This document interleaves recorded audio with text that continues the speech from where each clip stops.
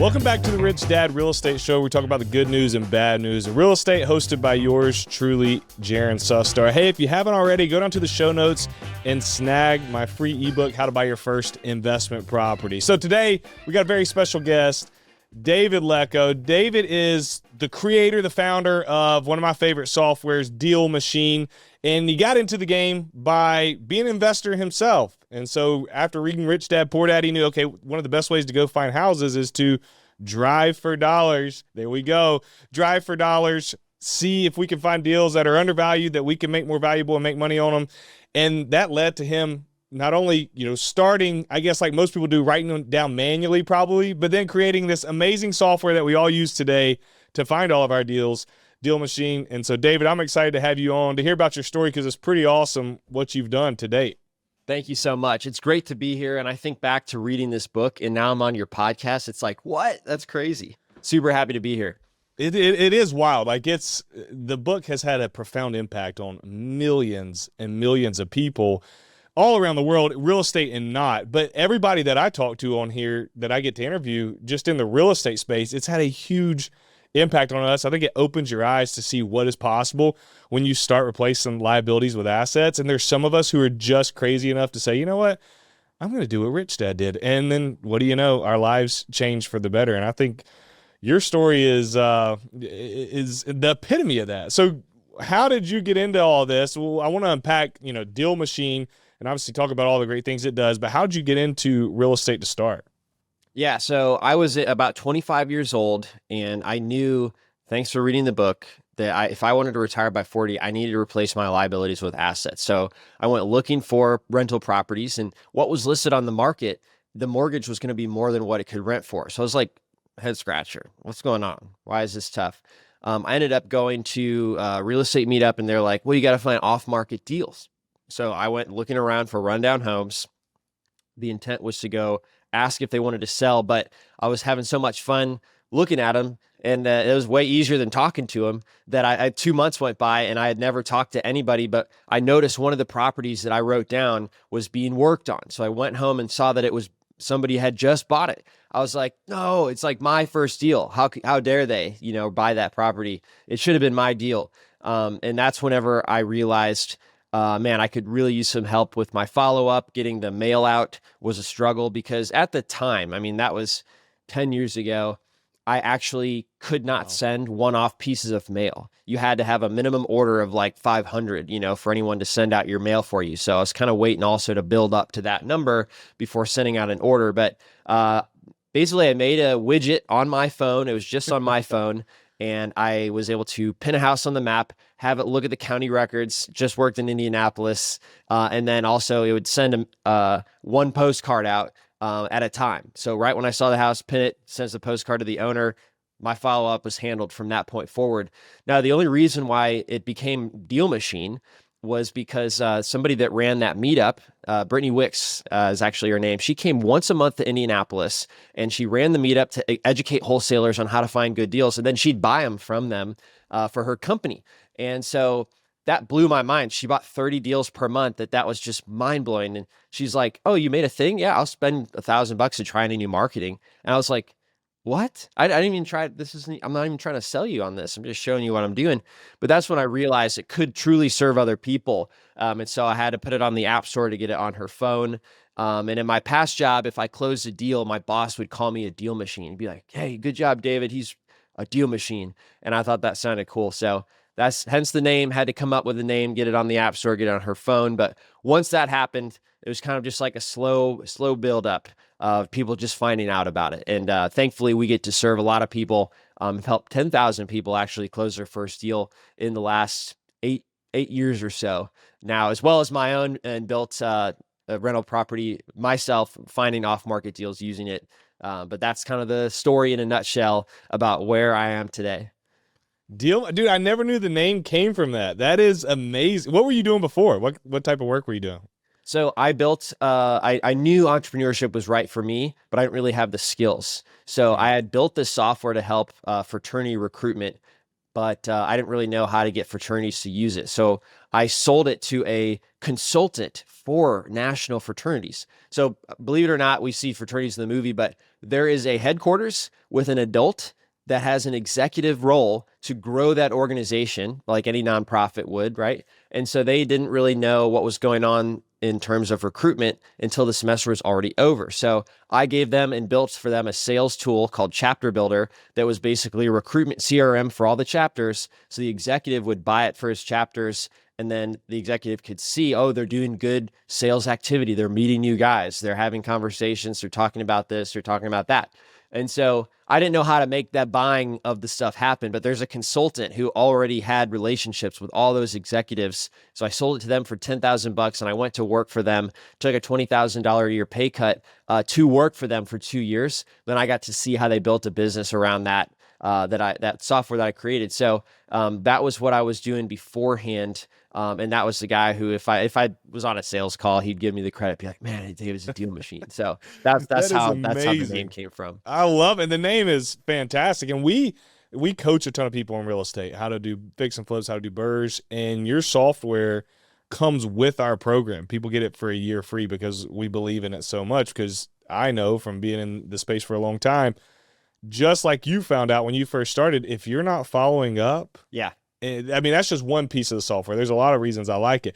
But if you're not following up with your leads, that's where your deals are found. Very rarely are you getting a deal on the first contact. I've been working one right now personally, and me and the lady I've met with her in person once, talked on the phone 3 times, and we've texted probably 12 times. And that is the name of the game.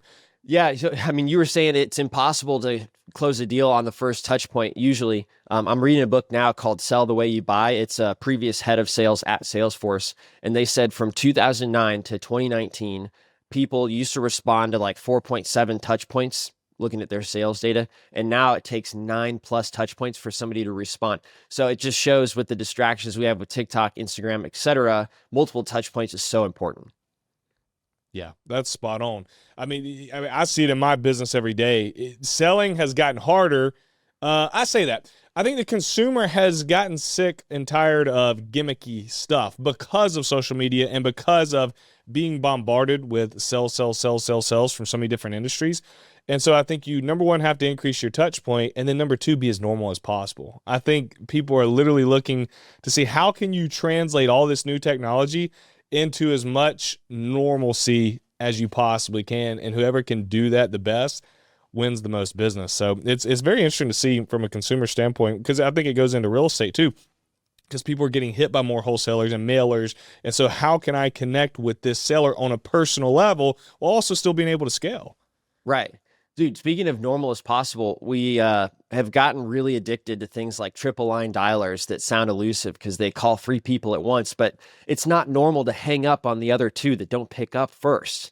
And phone companies see that. They want to protect their consumers from spam. So they're labeling phone triple line dialers as spam, right? Because they're not acting normal. And we came out with that dialer and deal machine to single line. And that being one of the things that we did intentionally to avoid spam, have a more normal conversation, not hang up on them, not like quadruple dial the same person. And the contact rates are about 25% on average, which I believe is the highest I've ever seen. And so that just goes to show what you're saying is if you just act normal, not try to get way too teched out and forget you're just talking to a person. That's the whole point, that's going to yield a better result if you're normal. I love that, man. I absolutely love it. And it's cool to see you guys shifting with the market to give the best product as possible to your users. So early on, I believe, tell me if I got this story wrong, you started sending out postcards from I guess from the little app you had made. Maybe you did it by hand, I'm not sure. And you bought a property for what, like almost $5,000? Like it sounds like a heck of a deal. Am I butchering that story? No, actually, dude, it was a $4,000 property. It had a tarp on the roof. He got a 7th postcard. He called me back and he's like, I want an offer on my property. It was that simple. It's like, when should I come down? And we decided 6 o'clock that night. So I came down, he showed me the property. I'd never seen somebody living like that. I mean, it was my first deal of somebody who was like truly motivated, rough, bad. It wasn't in good shape at all. So I found out later, he thought I was actually going to demolish the house, but I fixed it up for $65,000, used like 4 no interest credit cards to pay the contractor. And then once it was done, I bought it for $4,065. It was worth $130, right? So created a lot of equity in the process. And I always say, so that people understand, it's like Nike shoes. They buy nylon and leather and it's very cheap. They put it together and then it's worth 3 times as much as what the actual cost of the nylon was, right? When you put the materials together, it creates that value. And so that's exactly what we do oftentimes with real estate investing, and why it's worth our time to create that value. And so that's what I did. I still hold it as a rental today, and it's rented for $1,350. So it's not doing too bad. Still at that 1% rule. Values $130. It's rented for $1,300 a month. Wow. What a fantastic deal. All because you took the time to send out postcards. You said it took about 7, which I think from the data that's included, you're usually somewhere between 7 to 12 contacts of postcards before you, and that can vary, but I think that's pretty standard. Yeah. I always tell people, if you're driving for dollars, you need to find 500 properties, send them mail at least 6 times each at a minimum. That should be your very minimum numbers. And if you're brand new, maybe you should double both of those numbers just to give yourself a chance in case you need a little bit extra practice and time when you're talking to sellers and things don't work out quite as well, because maybe you don't have the skills. If you pump the numbers like that, it's going to happen. You can't fail if you don't give up. I think it's an important note, because one of the things I see, and I think I struggled with it when I was a new investor, but I see it now a lot with people who are coming to the game. They get very frustrated if within 2, 3, 4 weeks of really diving into real estate, they haven't closed their first deal. And the first questions I ask is, okay, what does your lead flow look like? And, it's really non-existent. And so I tell folks, there's really 2 things you got to look at. We got to get deals coming in, and then we got to have money to buy them. All the other stuff, you can learn that pretty easily as you go, how to analyze all that good stuff. But if we do not have a volume of deals coming in, you do not have a business, because this isn't, every now and then you can get lucky and find a property on Zillow, or you can make one phone call to a property you're interested in and they sell it to you on the first call, but it just doesn't happen the majority of the time. And so we've got to fill up that bucket. I love what you say. You need to find 500 properties and you need to mail them at least 6 times. For sure. People are probably going, what? How do I do that? Well, you use software that allows you to target the exact type of properties and sellers that you're looking for, and then you just go and call and mail and drive by, however you want to attack them, over and over and over again until they say, leave me alone, I'm not selling, or they say, I'm interested in selling to you. Yeah. And it really is that simple. Right. If you see a house that looks run down, you got to know that it took a long time for it to look run down. So it's been run down for a long time, and they're not going to sell it just because you saw it. But what is going to happen if it's run down and something in their life happens, like they had a fall, they had surgery, they have a relative who got a divorce, they need to move to be closer with them. Then once that moment happens, the house is run down, it can't be sold on the market because a retail buyer wouldn't qualify for a loan to buy a property that's run down. They will prefer speed and convenience very often. That's when you can come into play, and that's when you want to be the postcard on their counter on that morning. So that's why you send it every 3 weeks, actually, excuse me. And so it's not about, hey, it's run down, that they owe me that house. I'm going to send it. Oh, they didn't respond. Maybe I should convince them really hard to sell it. No, it's actually just because it's run down. When something in their life happens, they're very likely to need to sell it, and you want to be there on the counter that morning. We'll be right back with David Lecko. Are you worried about your financial security in these unprecedented times? If you are, the next minute could profoundly impact your financial security. Imagine waking up to find the economy has plunged and your portfolio has plummeted 30 to 45%, while banks are in turmoil, holding your money hostage while waiting for FDIC intervention. Where would you turn? For many, this may sound like fiction, but it's a stark reality for those that have money on the line. Recently, America's awoke to both the NASDAQ and the Dow, plummeting over 1,100 points each and triggering a frenzy of sell-offs. History shows us how a single event can crash the market, like the dot-com bubble of 1999, the subprime mortgage crisis of 2008, and the pandemic of 2020. But today, we're facing multiple bubbles: commercial real estate, stock, bonds, and banks. Combined with the relentless inflation, the threat of global recession, the specters of war, and you have the perfect storm. The consequences could be catastrophic, plunging us into unprecedented crisis. America is sliding in the age of discord, with trust in institutions collapsing and the democratic norms unraveling. The quality of life for Americans has declined. Wealth is concentrated among the rich, while the median American family income stagnates, creating a dangerously top-heavy social pyramid. Moreover, hostile countries like Russia, China, and Iran are working to destroy the U.S. dollar. Gold is a no-matter-what store of wealth that you need. That's why Robert has been such an advocate of gold, and he trusts Allegiance Gold. Allegiance Gold is ready to help you incorporate physical gold as part of your portfolio and protect it against economic uncertainty. Visit protectwithrobert.com today to learn how you can qualify for up to $5,000 in free silver with a qualifying investment. Or give them a call at 844-3-ROBERT. Remember to mention Robert and Kim sent you when you contact Allegiance Gold. Secure your IRA or 401k today with Allegiance Gold. Visit protectwithrobert.com or call 844-3-ROBERT. Welcome back to the Rich Dad Real Estate Show, where I'm talking about the good news and bad news of real estate with David Lecko. David, we were kind of chatting before the break. I think it's interesting how people get nervous about the real estate space. And I think it's because maybe it's more expensive than, something you can go buy a stock. A stock's more accessible. Like if we want to go buy a stock, we can log on to Vanguard or E-Trade or any of them and just click buy and it's done. But then when people look at real estate, it's almost like, I'm a little hesitant, and maybe it's because it's more complex, but I want to try to make it very simple. And I was having this conversation with another guest previously. At the end of the day, most of the best investors I know, and tell me if you disagree, you can, we can talk through it, but most of the best investors I know buy something that's ugly for a discount, they fix it up, and then they sell it for a profit, or they keep it in their portfolio and they make quote unquote dividends off of it. And if you look at any object in your room, like that sign behind you, we both got bookshelves. At some point, somebody created that, or they bought it at a discount, and then they resold it and made a profit. And so in my mind, the whole industry of business, like just business in general, that is the premise of building wealth, or building a business, building any type of portfolio, is buying something undervalued, making it pretty, and then selling it or keeping it in the portfolio. The thing about real estate is it's not speculative, and it's been proven itself for the beginning of time. And you get leverage, you get appreciation, you get forced appreciation, you get cash flow, tenants are paying down your debt for you, and then you get all these tax benefits. And so what can you say, and you can weave in Deal Machine and how it can help remove some of these anxieties.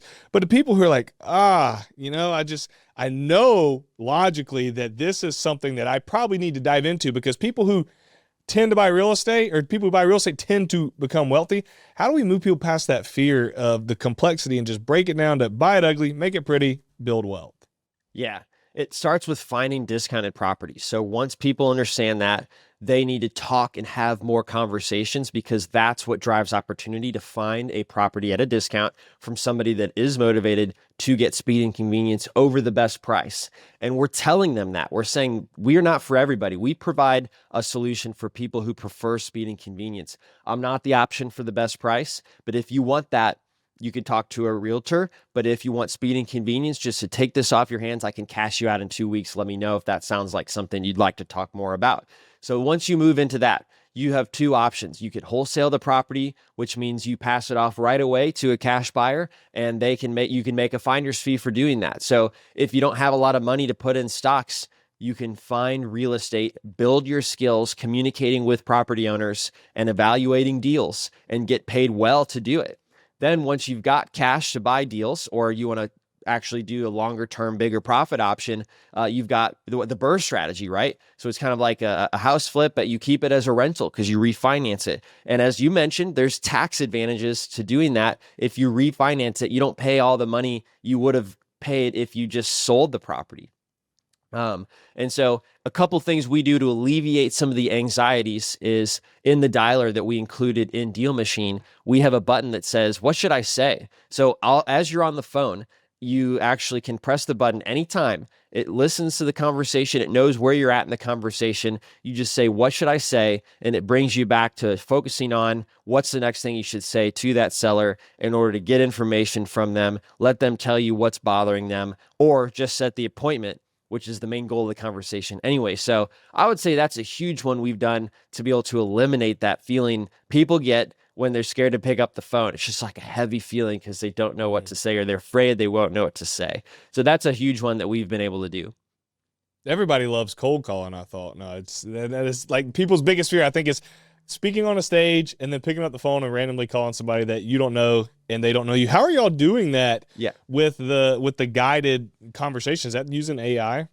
Yeah, absolutely. It's using AI. We plug into OpenAI's API, bring it into Deal Machine, and so it can hear what you're saying and tell you exactly what's the next step. Now, we tell it, this is the script you should generally be following. So the AI knows we're real estate investors. We're trying to find off-market deals. We're discovering motivation. So it knows how to walk through that script. But instead of just reading a script, it could just give you just right there what the next thing is that you'd probably want to ask. Dude, that is crazy. That is absolutely insane. I don't know how I missed that feature that you guys have, but it's unbelievable. Really cool. What do you think? Yeah, that's a game changer, because so many people struggle with, but how do I have these conversations? What do I say? I'm very nervous. And so to have that there with you, what do you think AI is going to do in the future? Like, how's it going to impact real estate moving forward? So we just came out with something last night. And instead of driving for dollars, we have the AI looking for properties on the satellite view and the Google Street image, and it looks for distress. So it'll look at the properties for you and tell you if it is distressed or not based on the overgrown grass, the stuffed mailbox, boards on the windows, tarp on the roof, etc. So that's just the latest of what's possible with AI. Is it can, if you're hiring somebody to drive for you, the AI is not going to quit or have tummy aches or get sick. If you're doing it yourself, I would say it could be a big time saver for you. I've been in the real estate industry for 8 years, and things for what generates great leads and opportunity goes in cycles. When I first started, it was direct mail. Then we go to our webinars and masterminds and we say, man, I tried pay-per-click. It's working really well. And then more and more people start doing that. So pay-per-click becomes less effective over time. Then there's a brand new thing that comes out that could be a game changer. Like 2 years ago, it was text messaging. You actually press a button so you could send a lot of text while staying compliant with the law that says you can't robo-text, but clicking is okay. And that worked really well until so many people did it. And then the phone companies didn't want that traffic as much. So they started filtering it out, and it doesn't even get delivered. You don't even know it. So it's less effective now. And so now we're swinging back to direct mail, for example. And I would say the AI that analyzes properties and drives for dollars for you is kind of the next thing, is right. Like a lot of people with money aren't doing that. They're not driving for dollars because it's very time intensive. It's always been a great beginner strategy. But now you can do driving for dollars at a greater scale with the AI. And also, if you're too busy to drive around, you could still also get the benefit of that niche list, right? So it'll become less effective over time. But the name of this business is just being in the cycle ahead of the curve, not the latest one to adopt that kind of missed the low-hanging fruit. Yeah, I like how you position that. How can you be ahead of the curve and start getting access to deals that other people aren't right now because they're dragging behind? I think that's the new feature that you're talking about is imperative for out of state or even out of country investors.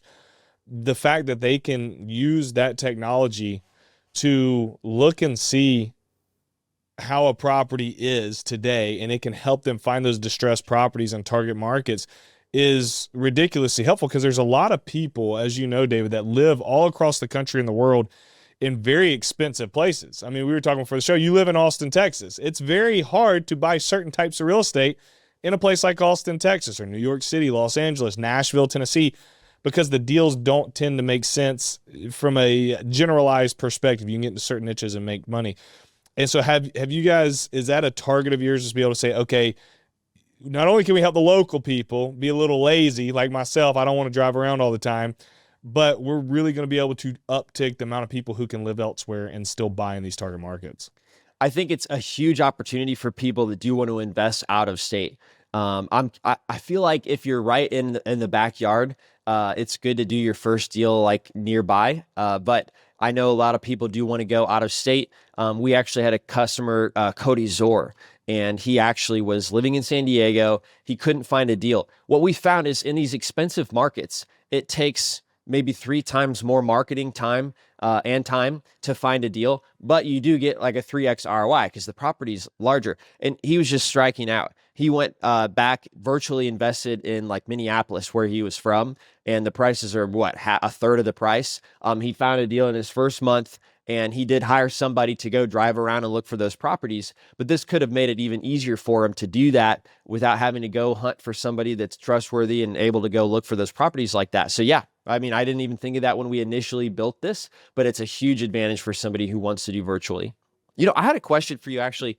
How many of your Rich Dad students are doing wholesaling versus flipping versus the BRRRR strategy? You know, buy, rent, renovate, refinance. So our side of the aisle, our team focuses strictly on flips and rentals. So cool. I don't personally teach wholesaling a ton. Rich Dad has somebody in their network who does. So we love the rental properties and the flips. Now, my real estate team locally, we will wholesale deals. Yeah. So I'm very accustomed to wholesaling. I just don't teach a lot on it because I know that wealth is built. Well, I've got a perfect rentals. Dude. I'm the same way, and so when I started, I knew I wanted to buy rental properties because I wanted to retire by the time I was 40. That was my goal. And when I made Deal Machine, you know, 70% of the people that use it do wholesale. So it's become a huge thing for me, even though it hasn't been my preferred strategy. And I just had a huge win this year, though. I wanted to share on using the BRRRR strategy, added a rental to my portfolio. I got hung up. I wonder if you guys have ever gotten hung up in the BRRRR strategy, where you buy it for 160, you fix it up for 180, you're all in 285. But then it should be worth 400, but the appraiser says, oh, it's worth about 300. You're like, oh shoot, now I'm stuck. Now I'm stuck because I can't refinance to get that cash back out. And he was just wrong. Like, I knew he was wrong, but they didn't know how much work I put into the house. All they could see was I bought it for 160. They're like, how could it be worth so much more than what you just bought it for 3 months ago? So I found this strategy, call it the pre-appraisal report. So I kind of show them, dude, this is the photos of the house before I fix it up. And now you know how much work was put in it afterwards, right? And I sent them a few comps, et cetera. Yep. And boom, just like that, I got another loan, another lender, another appraiser, and they gave me $425, but the other one got $300. So that's a swing of $125,000. Wow. Just curious if you had ever done anything like that. 100%, dude. I send a report to an appraiser every time. So the same thing you're talking about is what I do every time before they go out, because if not, early on in my career, I had that experience and it's not fun. It is a very scary one. Now, like you said, you can appeal it and you can have another appraiser come in and dial it in from there. But I think spot on, great advice. I think everybody should do it. Well, I put together a little gift, if that's all right, for everybody. If you guys just go to my Instagram and DM me report, I could send you this exact one on that property. It was such a game changer for me. I wanted to make it available to share it. If that's okay with you, Jaren. Yeah, I think that would be fantastic for the people to see, because I believe that it's something that folks should do every single time. What's your Instagram, David? It's D Lecko, DLECKO on Instagram. Love it. Love it, love it, love it. We're wrapping up. I do want to ask you, motivated sellers, when somebody's looking to find a motivated seller, what are some of those key folks that you guys teach to input into Deal Machine to get a hold of them? I always like to teach what I've had the best results from. So that very best deal actually came from a tax delinquent property list. And the owner, we always wonder this, like, why would somebody really sell me for a discount? You got to get this, because this was a rich guy. He's not a poor guy. He's not somebody that was being taken advantage of. He's literally an orthodontist in Utah making tons of money. He bought 5 rentals in Indianapolis 5 years ago, and his guy that was supposed to guide him through the process of fixing it up and managing that team just totally blew him off. And so he bought this property for $180. I bought it for $160, which is $20,000 less than he bought it for. Meanwhile, it's deteriorated worse because the water's pouring in from the ceiling. and he paid his back taxes, which he was just pulling his hair out because these things were just a burden. He would never have the time to go figure out the situation in Indianapolis. And I was like, dude, thank you so much. This is what I needed to have this deal for me. But I mean, if you don't want to some of the other deals, you still want to try them yourself, you can even use my contractor. So, but that was the thing with him was, I mean, he's just making too much money to even worry about this property. And as somebody who's like coming up from low middle class, it's like hard to imagine why somebody would do that. But these people really do prefer speed and convenience. It's like people take stuff to the pawn shop all day long because they just don't want to deal with it, right? The guitar in relation to their net worth that they want to get rid of is not worth, getting 4 times as much for by selling it on eBay. They'd rather just get whatever they can at the pawn shop and move on, right? And so that was the very situation here. So that's why I tell people tax delinquent is a great list to start with, because that's where I got one of my biggest deals. I love that. Tax delinquent's awesome. I got to say, my biggest successes throughout the years have come from estate sales. So it's been from folks children who both of the parents have recently passed away, or from one of the spouses who needs to sell the home because they're moving to a smaller area and downsizing. And man, that's probably been 50% of the deals that I've done over the years. And it's really cool because you're able to help these folks. That's what a lot of people don't talk about. People hear real estate investors, landlords, and it's just automatically you have a bad rap. Most of us are good people. Most of us are helping folks in situations that they need out of. Man, it's in that same book I'm reading, Sell the Way You Buy. Your job as a salesperson is not to convince everyone that you're the best option, right? It's just so cathartic to just say, hey, I'm not the best and highest offer for you, but if you prefer speed and convenience, I can cash you out in 2 weeks. And it's like some people will say no, and some people will say, yes, that's what I need. Send me what you could get for that type of timeline. So it feels really good when you're transparent and upfront.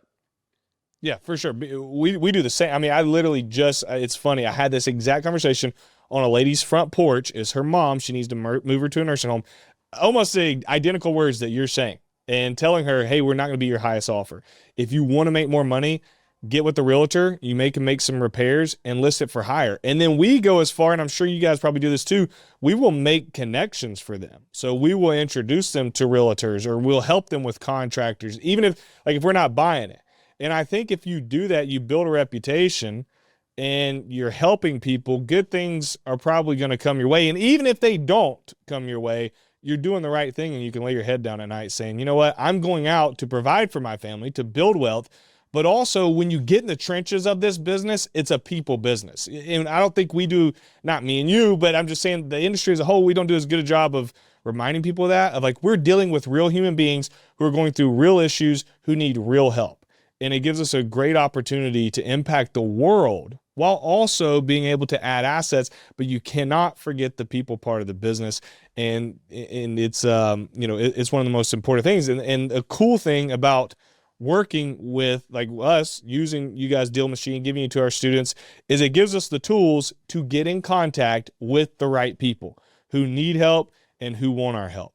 And then once we do that, we can take it from there, obviously set up the automations and absolutely crush it. Before you get off, David, can you give a quick rundown of all the highlighted points of what Deal Machine does? We talked about the caller, talked about the mailers, right, but there's a lot more to do. So I want to give you a quick rundown, tell people where they can find it, and I'll let you go.